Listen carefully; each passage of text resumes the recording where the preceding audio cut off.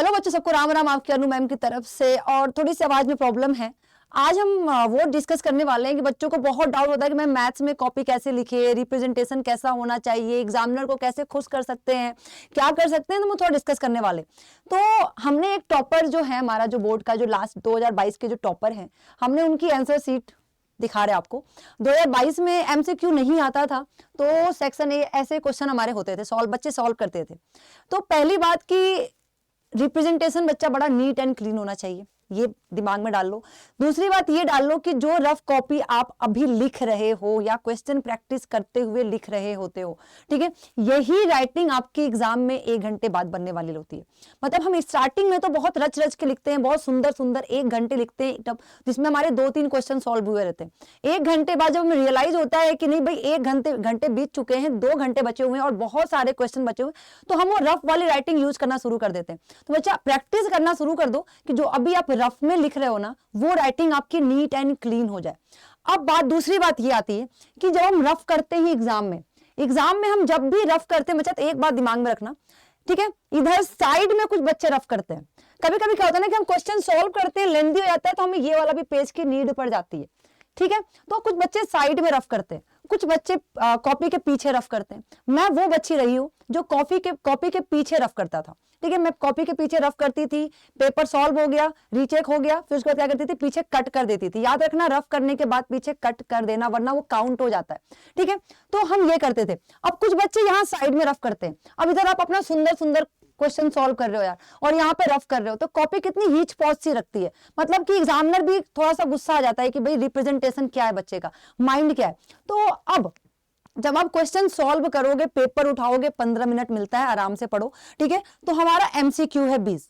तो भैया एमसीक्यू जब सॉल्व करना ना, तो आप जब भी लिखना एमसीक्यू, क्वेश्चन नंबर 1 का ऑप्शन लिखना, क्वेश्चन नंबर 1 ऑप्शन लिखना। ऑप्शन लिखने के बाद ऑप्शन में जो आंसर होगा ना, प्लीज उसे लिख देना।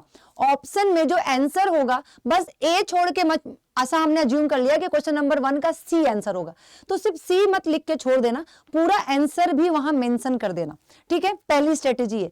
और कुछ बच्चों को डाउट है कि मैम स्टेप मार्किंग कैसे होती है, तो आप बताते हैं जैसे कि ये क्वेश्चन है, ठीक है, इस क्वेश्चन को सॉल्व किया है बच्चे ने। पहले तो नीट एंड क्लीन क्वेश्चन में कुछ क्वेश्चन ऐसे पूरा क्वेश्चन एज इट इज हमें कॉपी में उतारना नहीं होता है, बट हाँ, अब जरूरी भी नहीं है कि आप सीधे यहीं से सॉल्व करना शुरू कर दो। क्वेश्चन है भाई, जैसे ये क्वेश्चन है, वेक्टर ए दिया है, बी दिया है, सी दिया है, लिख लो यार, कितना टाइम चला जाता है, लिख लिया एटलीस्ट क्वेश्चन। अब एग्जामिनर को आपकी कॉपी देखने के बाद क्वेश्चन पूरा पढ़ने की जरूरत नहीं पड़ती है कि भाई अब वो पेपर सीट उठाए, फिर उसमें से क्वेश्चन मैच कराए, ठीक है। तो आप यहाँ पे लिख लो, नीट एंड क्लीन कॉपी होनी चाहिए, चाहे मैथ्स की हो, फिजिक्स की हो, किसी के भी हो, केमिस्ट्री की क्यों ना हो कॉपी। भाई ऐसा होता है भाई, मैथ्स से तो राइटिंग चेक नहीं करते। मैं तो अगर कॉपी चेक कर रही हूँ तो मैं प्रॉपर राइटिंग चेक करती हूँ। हर स्टेप पे आपको मार्किंग मिलती है।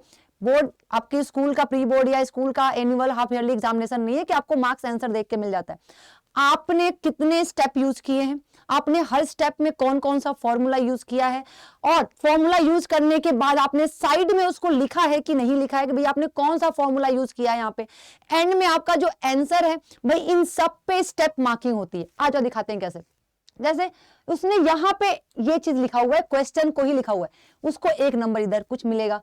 अब बात करते हैं, उसने एग्जामिनर ने ये पूरा चेक किया, आने के बाद उसने एग्जामिनर ने सीधे यहां मार्क किया, चेक कर दिया, उसको 1 नंबर यहां मिलेगा, ठीक है। पहला उसने क्वेश्चन को ही एज इट इज लिखा, एग्जामिनर ने भाई क्वेश्चन बच्चे ने सही से रिप्रेजेंट कर दिया।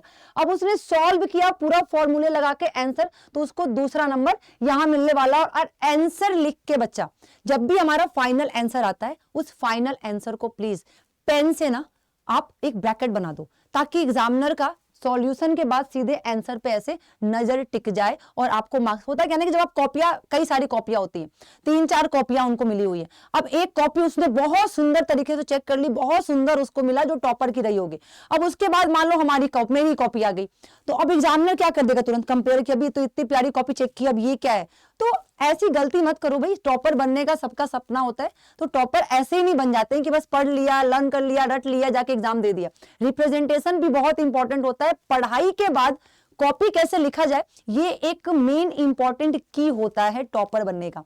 समझ में आया आप लोग को। तो जब भी आप पेपर देकर आ रहे हो ना, तो बस ये मनाओ कि बस आपका एग्जामिनर जो है, जो कॉपी जो एग्जाम में के बाद जो कॉपी चेक करने वाला उसका मूड थोड़ा सही रहे, भाई बड़ा अच्छे से कॉपी चेक कर दे, ठीक है। अब उसने क्वेश्चन 2 क्या किया, इसने रफ यहाँ पे नहीं किया, अपने कॉपी को नीट रखने के लिए, क्लीन रखने के लिए रफ इधर साइड में नहीं किया, इसने पीछे साइड में रफ किया होगा, फिर काट दिया होगा।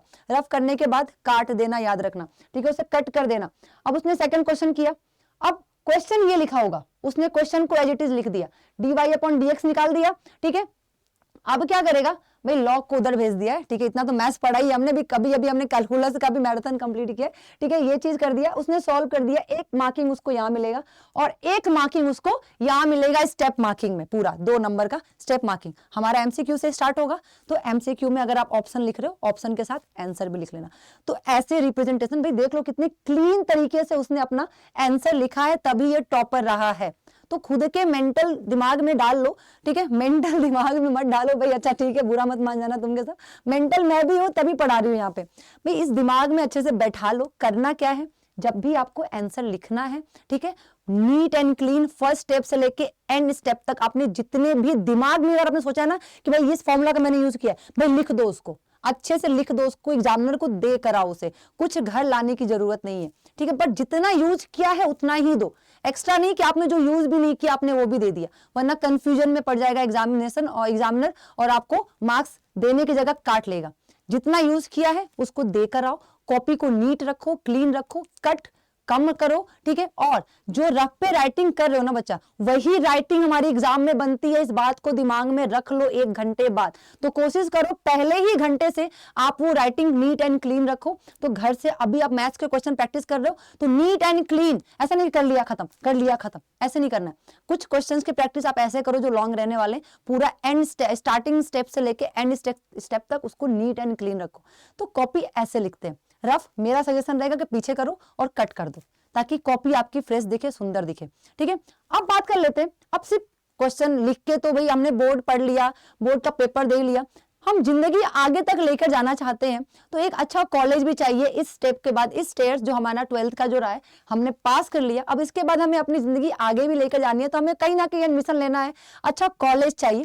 तो बच्चा एक बात बताते हैं, आ जाओ, हमने अड्डा में संकल्प प्रो बैच लॉन्च किया है।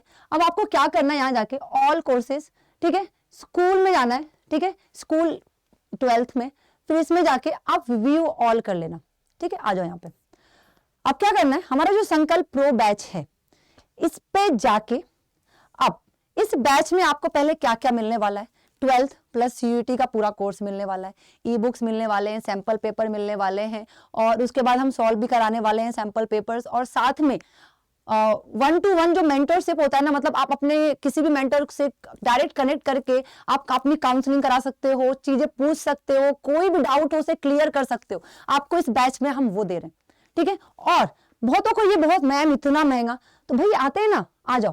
अब आपको यहाँ क्या करना है, मेरा कोड यूज करना है। कोड क्या है, ANU20, आपको ये मेरा पर्सनल कोड है, ठीक है, आपको इसे यूज करना है, आपको मैक्सिमम डिस्काउंट मिल जाएगा 832 का, और आपको कितना पड़ेगा ये 4066, मतलब 4066, भाई 4000। हाँ आपके एज में थोड़ा सा महंगा हो सकता है, मैं इसमें वो नहीं करती कि हाँ थोड़ा महंगा हो सकता है, लेकिन बच्चा आप अगर थोड़ा सा पे नहीं करोगे तो आपको बाद में रिफंड कैसे मिलेगा। आपने अगर यहाँ थोड़ा सा पे कर दिया तो बाद में आपको चीजें सिस्टमेटिक ढंग से आप अच्छे कॉलेज ले सकते हो, अपने अच्छे जगह पढ़ सकते हो। मैं तो बनारस से हूँ तो मैं BHU रिकमेंड करूंगी, भाई ऐसा करो कि आपको BHU मिल जाए किसी कीमत पे, और BHU की लाइफ जो होती है ना, जाके वहां पे बनारस में रह के समझ में आने वाला है, ठीक है। तो ये रहा, मैक्सिमम डिस्काउंट के लिए ANU20 कोड यूज करो और संकल्प प्रो बैच ले लो, क्योंकि इसमें 12th, अगर पढ़ाई 12th भी नहीं हुई है तो आप रिकॉर्डेड वीडियो के थ्रू कर सकते हो, 12th plus CUET dream college के लिए, ठीक है, आप ये बैच ले सकते हो। चलो थैंक यू सो मच, अपना ख्याल रखो और बोर्ड के एग्जामिनेशन के लिए अपना पूरा 100% दो। Thank you.